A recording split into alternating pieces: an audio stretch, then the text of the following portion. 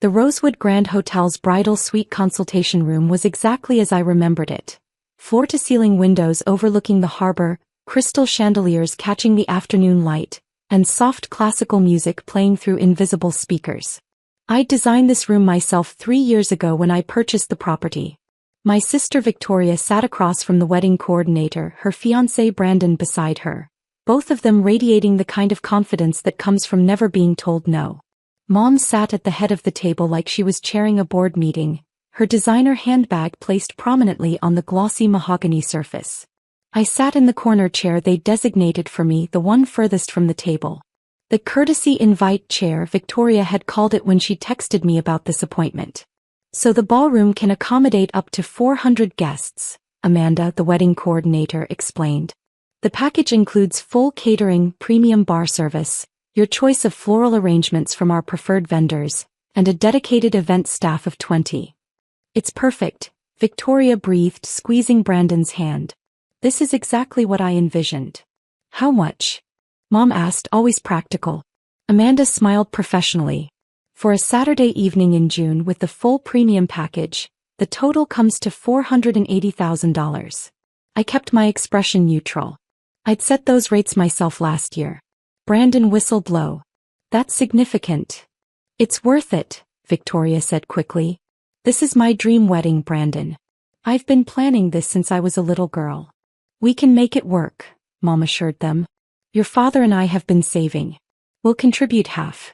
Brandon's parents have agreed to cover another $150,000. That leaves about $90,000 for you two to handle. I can pull from my savings, Brandon said, though he looked slightly pale. We'll make it happen, Victoria declared. Then her eyes slid to me for the first time since we'd arrived. Of course, if Rachel wanted to contribute, that would help. All eyes turned to me. I'd be happy to help, I said quietly. Really? Victoria's eyebrows rose. Because you didn't offer to help with the engagement party. Or the bridal shower. Or literally anything else. You didn't ask. I shouldn't have to ask. You're my sister. You should want to help. I nodded slowly. I'll cover the entire venue cost. The room went silent. The entire cost? Mom repeated. $480,000. I'll pay for the hotel venue package. Victoria and Brandon exchanged glances. Mom's eyes narrowed. Where exactly would you get $480,000, Rachel? Mom asked carefully. From my accounts. Your accounts, Victoria repeated flatly. You work in hospitality management. You live in a one-bedroom apartment. You drive a Honda Civic. What accounts? I have savings. Brandon leaned forward. Rachel, that's very generous, but we need to be realistic here. That's $500,000. That's not normal savings. Where would that money come from? Does it matter? Yes, it matters, Victoria snapped. I'm not taking money from whatever weird situation you've gotten yourself into. What weird situation? I don't know. That's the point. You're offering $500,000 out of nowhere. Normal people don't have that kind of money lying around. Especially not people who work basic hotel jobs. I don't work a basic hotel job. You're a hospitality coordinator or whatever, Mom said dismissively. That's middle management at best. There's no way you have legitimate access to that kind of money. The implication hung heavy in the air. You think I got the money illegally? I asked calmly. I think it's suspicious, Victoria said. And I think if you actually had $500,000, you wouldn't be living in a tiny apartment and driving a car from 2015. Maybe I'm financially responsible. Or maybe something strange is going on, Mom said firmly. And we don't want any part of it. Victoria's wedding needs to be perfect and legitimate. We can't have any questionable money involved. Amanda, the coordinator, shifted uncomfortably in her seat. I caught her eye and gave a tiny shake of my head. Not yet. So you're refusing my help, I clarified.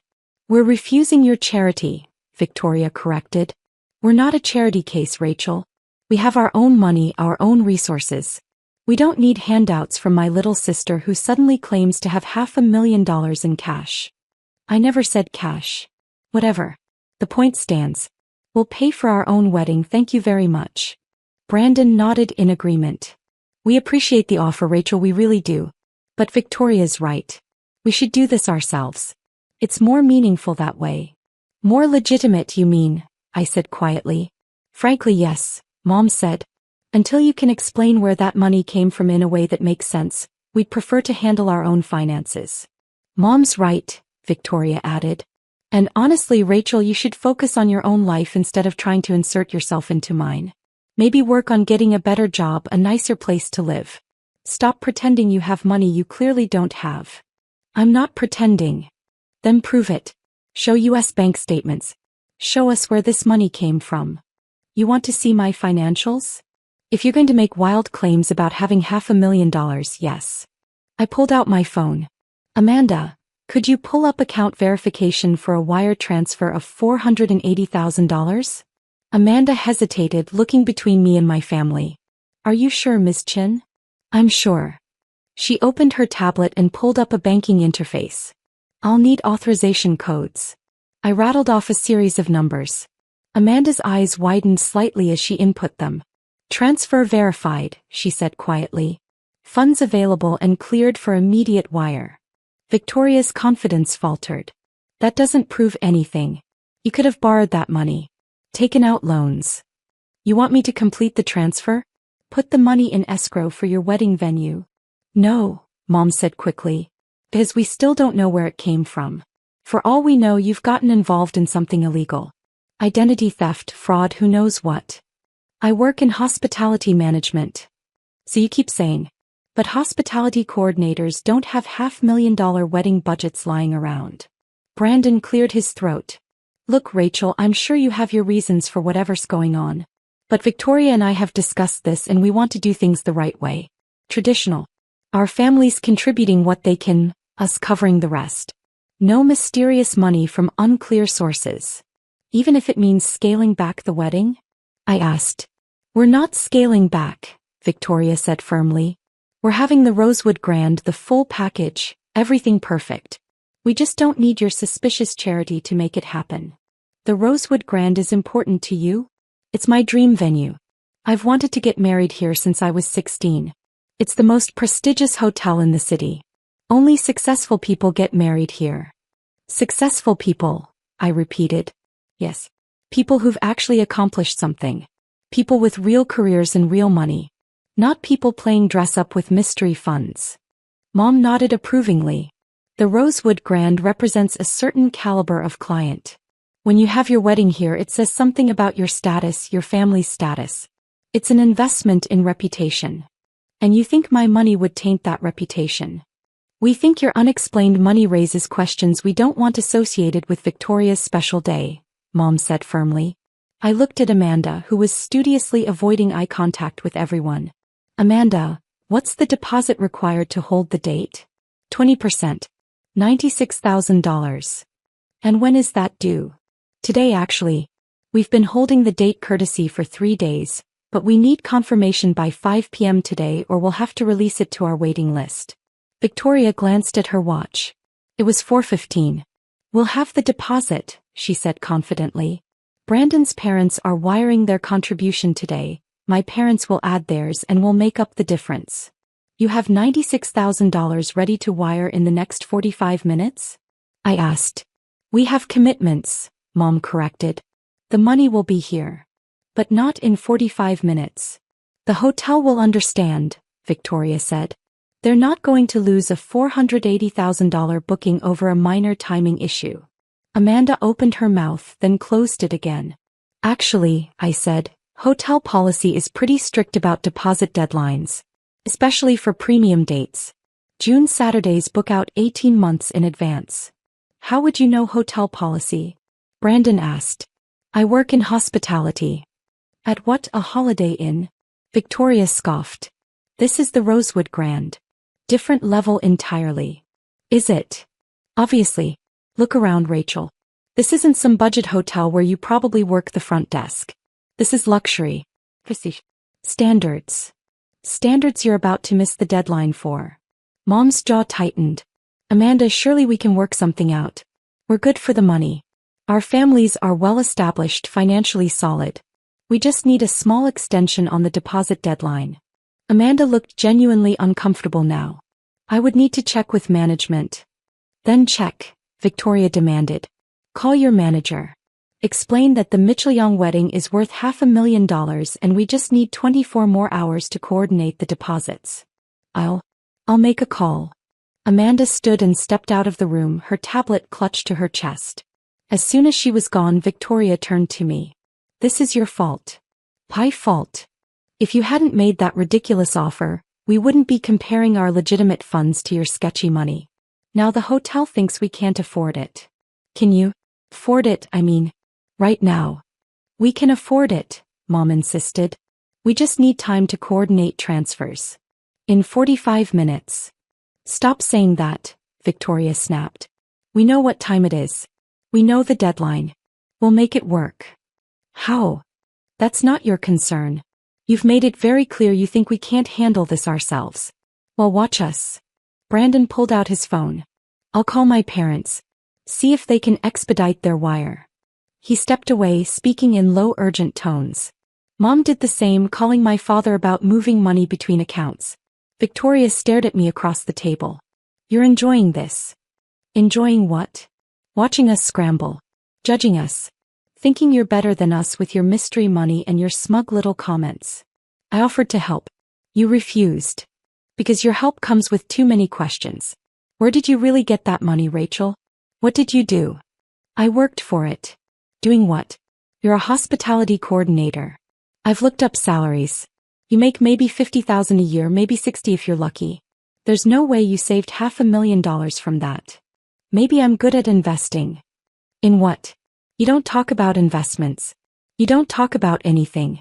You show up to family dinners in jeans and sneakers. You drive that ancient car. You live in an apartment building Mom won't even visit because the neighborhood is questionable.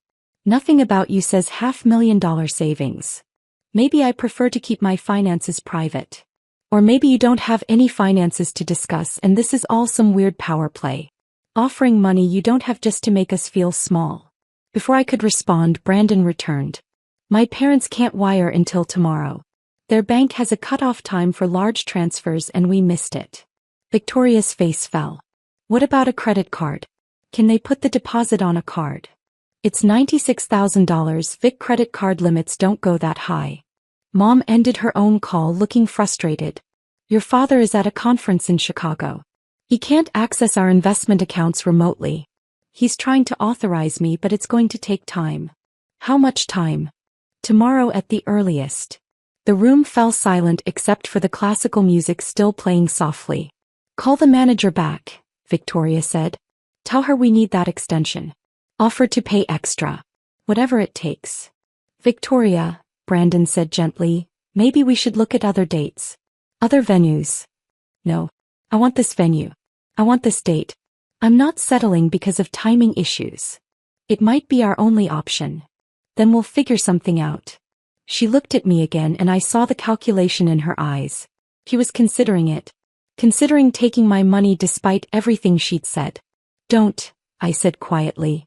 Don't what? Don't ask me again. You made your position clear. My money is suspicious.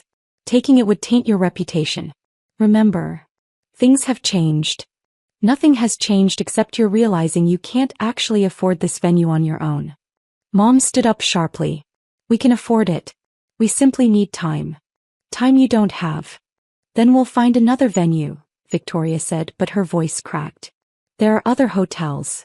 Are there? Other hotels that represent your caliber? Your status? Your success? Stop it, Rachel. I'm just repeating what you said. The Rosewood Grand is for successful people. People with real careers and real money. Not, how did you put it? People playing dress up. Brandon put his hand on Victoria's arm. Vic, maybe we should listen to what other venues have available. The door opened and Amanda returned, but she wasn't alone. Behind her was Michael Torres, the hotel's general manager. I'd hired him 2.5 years ago after he'd managed the Peninsula Hotel downtown. He was excellent at his job. Michael's eyes found mine immediately and I saw the question there. I gave him a tiny nod. Ms. Mitchell, Mr. Young, he said professionally, addressing Victoria and Brandon. I understand there's a question about the deposit timeline. We need an extension, Mom said immediately. 24 hours. We're good for the money, We just need time to coordinate transfers. I see. And you're planning to book the premium package? 480,000 total. Yes. That's a significant booking. We appreciate your interest in the Rosewood Grand. Victoria relaxed slightly. So you'll give us the extension? I'm afraid I can't do that. The relief drained from her face. What? Our policy on premium dates is very clear. Deposits are required by the deadline or the date goes to the next party on the waiting list. We have 17 couples waiting for June Saturday availability. But we're here. We're committed. We're planning to pay. Tomorrow, Michael said gently. You're planning to pay tomorrow. Our deadline is today. This is ridiculous, Mom snapped. Over one day? You'd lose a $500,000 booking over one day. We wouldn't lose the booking, ma'am. We'd simply offer it to one of the 17 couples who can meet the deposit requirement today. That's terrible customer service, Victoria said, her voice rising. We're sitting here ready to commit and you're going to throw us out over a technicality? It's not a technicality. It's hotel policy. Then change the policy. I don't have the authority to change policy, Ms. Mitchell. Then get someone who does. Get the owner. Get whoever makes these decisions. Michael's eyes flicked to me again, then back to Victoria. The owner is aware of the situation. And what does the owner say? The owner believes that policy exists for a reason. We found that clients who can't meet deposit deadlines often have similar issues with subsequent payments. It's a red flag. A red flag. Mom's voice was ice. Are you suggesting we're not financially reliable? I'm suggesting that needing an extension on day 3 of a 3-day courtesy hold indicates potential payment issues. This is insulting, Brandon said. We're not some fly-by-night operation. Our families are established, respected. I'm sure you are. But the Rosewood Grand has standards to maintain. Part of those standards is ensuring our clients can meet their financial commitments. We can meet them, Victoria insisted. Tomorrow. We can meet them tomorrow. Which is after the deadline. By one day. Yes. Victoria stood up abruptly, her chair scraping against the hardwood floor. This is absurd. Rachel, tell them. Tell them you'll pay the deposit right now. Wire the money, do whatever, just get us this venue. Everyone looked at me. You rejected my money 20 minutes ago, I said calmly. That was before, she caught herself. Before you realized you actually needed it? We don't need it, Mom said quickly. We're simply trying to resolve a timing issue. If Rachel wants to loan us the deposit temporarily, we'll pay her back tomorrow when our transfer's clear. A loan, I repeated. A family loan. Temporary. We'll repay you immediately. The same money that was suspicious and potentially illegal 30 minutes ago. We were being cautious, Victoria said. That's different from actually needing help. This is just bridging a timing gap. And what about what you said? About me living in a questionable neighborhood? Driving an old car? Working a basic hotel job? I was surprised by your offer. I didn't mean. You meant every word. Silence fell over the room again. Michael cleared his throat. I need a decision. We have other clients waiting. Rachel, please, Victoria said, and there were actual tears in her eyes now. This is my dream wedding. I've wanted this forever. Please don't let your hurt feelings ruin this for me. By hurt feelings. I'm sorry, okay? I'm sorry I questioned your money. I'm sorry I said those things. I was just shocked. But you're my sister. Family helps family. Please. I looked at her, really looked at her. At 28, Victoria had spent her entire life being the successful one, the pretty one, the one everyone praised. I'd been the quiet younger sister, the one who didn't quite measure up. She'd gone to law school, joined a prestigious firm, married the right kind of guy. I'd gone into hospitality and disappeared from family prominence. She genuinely couldn't understand why I wasn't jumping to help her now. Michael, I said quietly. Could you explain to my family what your position is here? I'm the general manager of the Rosewood Grand. And who do you report to? The hotel owner. And who is the hotel owner? He gestured to me. Ms. Rachel Chin. The silence that followed was deafening. Victoria sat down slowly. Brandon's mouth opened but no sound came out. Mom went completely still. I'm sorry, Victoria finally said. What? Rachel Chin is the owner of the Rosewood Grand Hotel, Michael repeated clearly. She purchased the property 3 years ago. I report directly to her. That's impossible, Mom whispered. It's public record. The sale was finalized in March 3 years ago.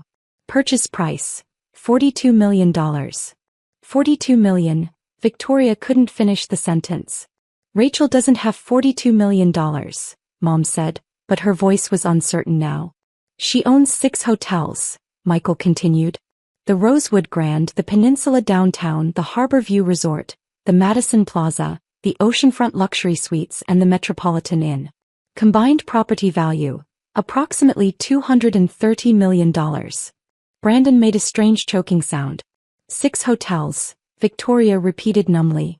She also owns the property management company that operates all 6 properties, Michael added. Revenue last year was $87 million. Profit margin, 41%. Stop, Mom said. Just stop. Michael looked at me. I nodded and he stepped back. I started small, I said into the silence. Bought a failing bed and breakfast when I was 23. Fixed it up, made it profitable, sold it for double what I paid. Used that money to buy a small hotel. Then another. Then I saw the Rosewood Grand was going on the market and I couldn't resist. The Rosewood Grand is your hotel, Victoria said like she was testing out the words. Has been for 3 years. The hotel where I've dreamed of having my wedding since I was 16. Yes. The hotel that represents success and status and caliber. According to you, yes. Oh my God. She put her face in her hands. Brandon found his voice. You offered to pay for the venue. Your venue. I offered to gift you the wedding package. The full $480,000. No strings, no repayment needed. Because you own the hotel. Because you're my sister. Mom stood up shakily. This entire time. All these years. We thought you were struggling. You wanted to think I was struggling. It fit better with your worldview. You let us think it. You never asked. Not once in 3 years did any of you ask how I was really doing. You assumed I was barely scraping by because I don't wear designer clothes and I drive a reliable car instead of a status symbol. You could have told us, Victoria said, her voice small. When? At family dinners where you talked about your cases and your successes and I couldn't get a word in? At holiday gatherings where Mom introduced you as, my daughter the lawyer, and me as Rachel she works at hotels? When exactly should I have announced that I owned a hotel empire? Empire, Mom repeated faintly. That's what the business journals call it. I was on the cover of Hospitality Today last month.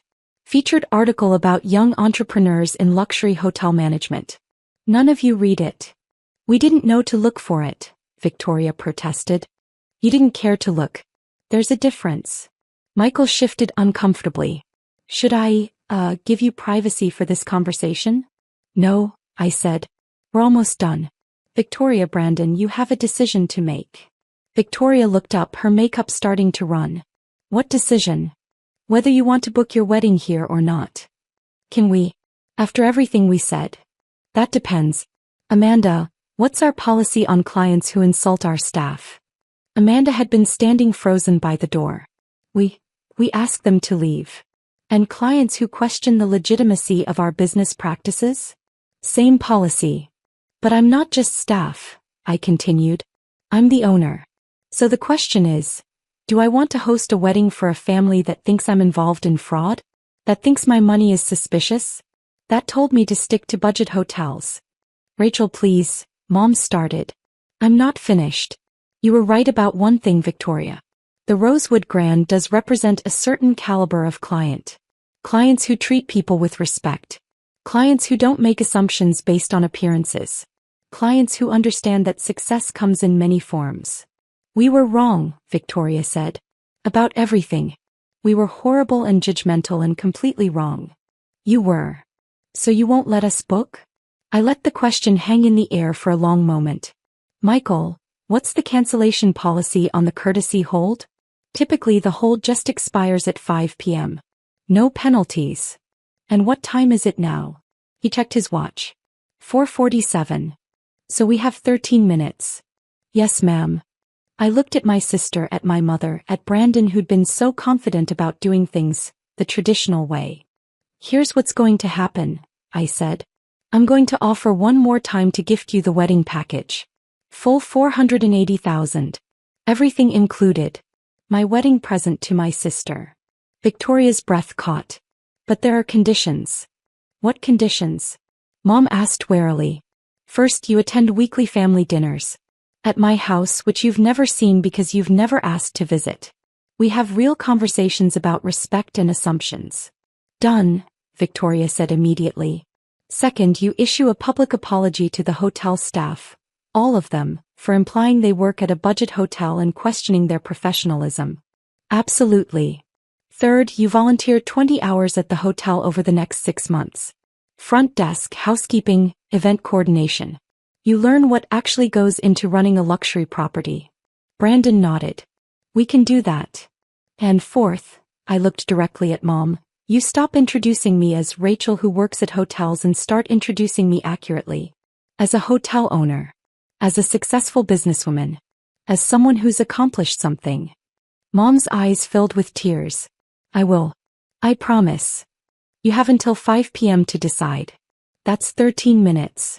We don't need 13 minutes, Victoria said, standing up. We accept. All of it. Every condition. You're sure? Because once we process this booking, you're committed to all of those terms. I'm sure. Rachel, I'm so sorry. For all of it. 4 years of dismissing you. For assuming the worst. For not seeing what was right in front of me. I'm sorry too, Mom added. You built something incredible and instead of celebrating it, we belittled you. That was wrong. Brandon cleared his throat.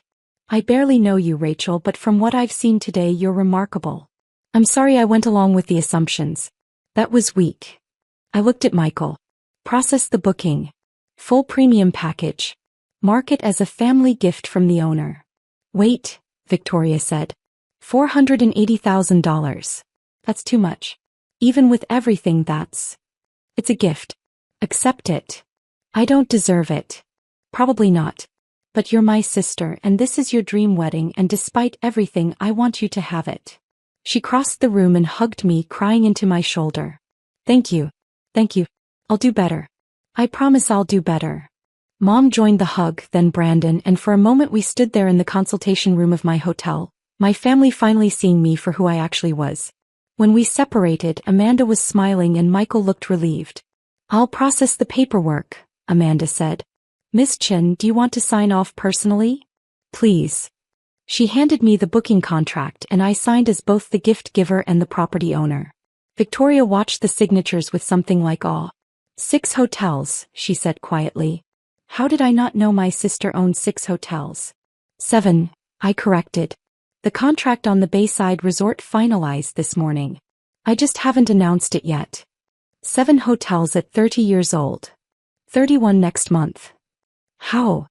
I worked hard. I was smart with money. I saw opportunities and took them. And I didn't waste time trying to impress people who weren't paying attention. Mom flinched. That's fair. It's true. I built this while you were all busy assuming I was failing. The question now is, are you going to keep assuming or are you going to actually get to know me? Know you, Victoria said firmly. I want to know everything. Your business, your properties, your life. All of it. Same, Mom added. No more assumptions. No more dismissing you. Brandon nodded agreement. Then we start Sunday, I said. Family dinner at my house. 6 p.m. I'll send the address. What should we bring? Victoria asked. Just yourselves. And maybe leave the assumptions at the door. She laughed, a watery sound. Deal. Michael walked them through the next steps of the wedding planning process while I stood by the windows overlooking the harbor.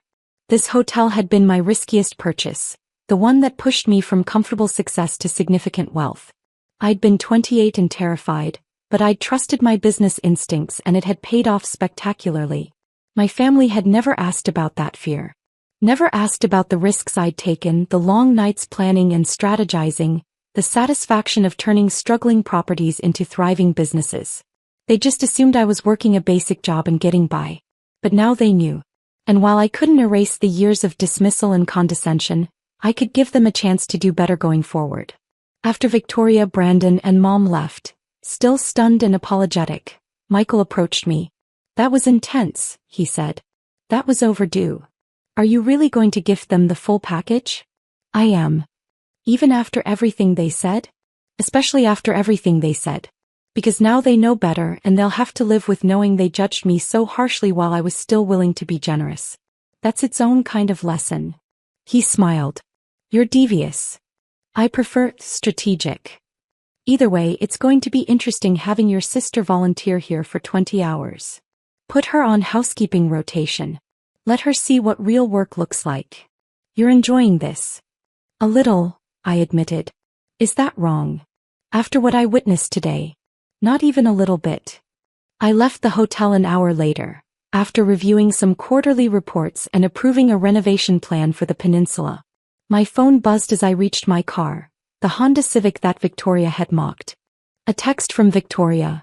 Just looked up your interview in hospitality today. You were wearing jeans and sneakers in the photo. I get it now. You don't need to prove anything to anyone. I'm sorry it took me so long to understand. See you Sunday. Another from Mom. Your father just landed in Chicago and I told him everything. He's in shock. He's also incredibly proud. We both are. We should have told you that years ago.